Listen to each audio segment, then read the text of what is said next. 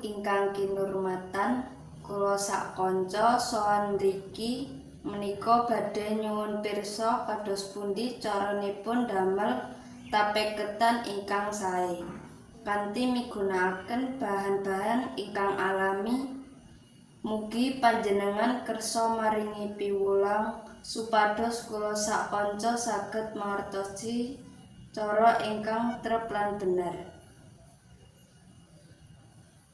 Menapa beras ketanipun kedah dipun rendhem saderengipun dipun masak? Kesane empuk. Kesane empuk. Setunggal kilo ragine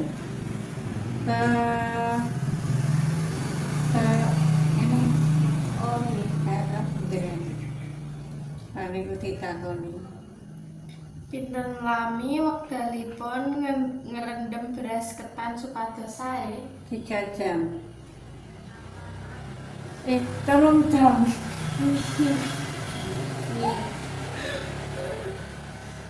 Menapa rahasianipun supados tape ketanipun saged manis lan sedap? Niku mergane dikoki nganggo godhong, nganggo plastik ora sedep to. Gatul dikei ragi niku. Mangke nek pun adem niku kek jebetali dadi ragi. Nek adem tambah manis tambah gula sithik.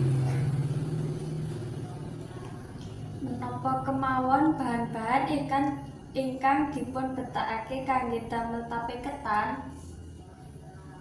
Beras ketan, ragi, jumbo, pewarna itu lukane godhong, piting. Nek ngangge plastik iki nganu ora sedep ngono.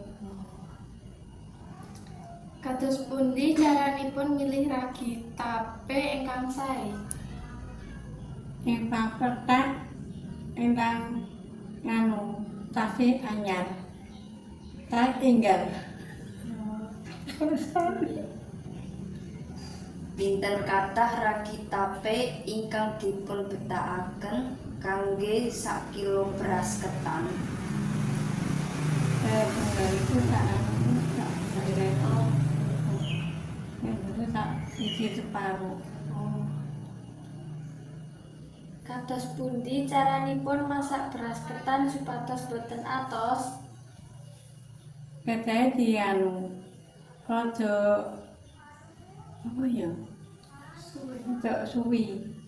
Nggih, ora antarane ya setengah jam. Nggih. Nek mangke pas anune to, pas pun disusi, niku anu sedelok mawon asal mobil pun. Nggih. Menapa beras ketan ingkang sampun dipun masak kedah dipun demaken rumiyin saderengipun ditaburi ragi?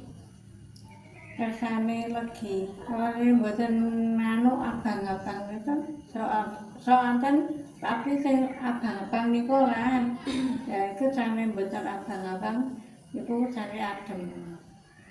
Nek langsung kei lagi abang-abang niku.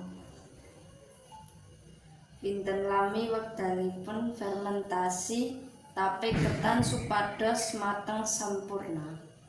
2 malam.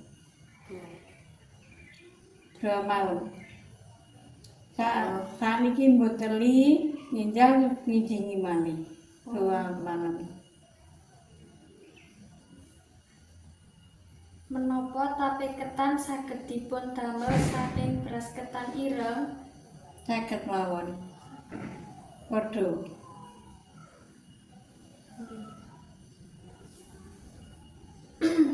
Menapa ingkang njalari tape ketanipun kecut?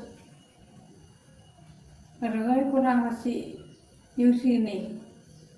Nek nyusi mboten resik sok kecut. Menapa ingkang Jalari tape ketanipun boten saged mateng. Ketan niku kurang mateng liaten.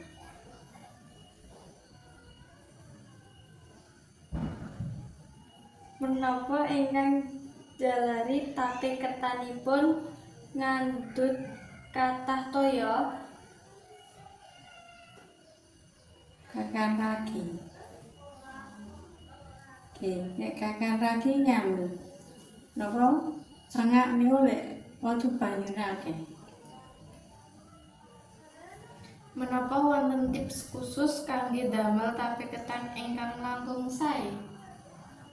Ketoke wong niku nek kula ngertine niku tok. Lah aku nek gawe asal resi adem ngeten yo pun sae. Nek lagi kakean betul kadang-kadang sengak niku. Matur nuwun sampun maringi pirsa babagan caranipun damel tape ketan. Sami-sami.